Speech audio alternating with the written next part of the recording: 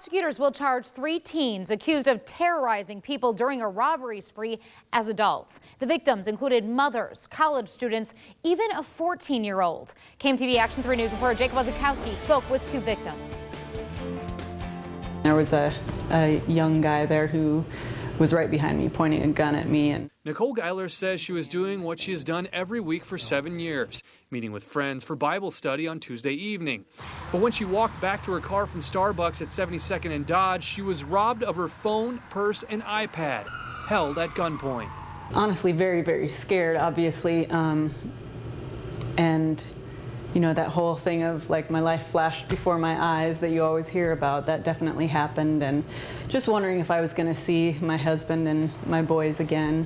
She wasn't alone. Police connected 9 other robberies within a 5-hour span, from 35th and Dodge to Exarban Village to the Benson Entertainment District.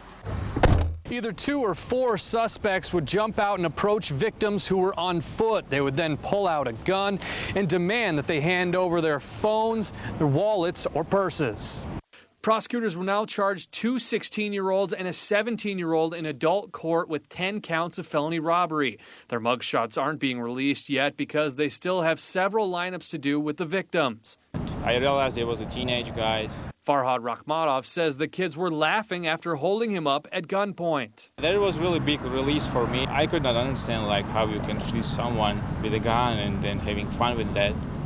The vehicle believed to be used in the robbery spree was towed from the area of 47th and Janes near where one of the suspects lived. It was apparently stolen. Geiler says she slept a lot better last night knowing these kids were behind bars. I really had a lot of sadness, though, as I just stood there and looked at this young man, and I thought, man, what causes someone to choose this, to choose to do this? Jake Wazakowski, KMTV Action 3 News.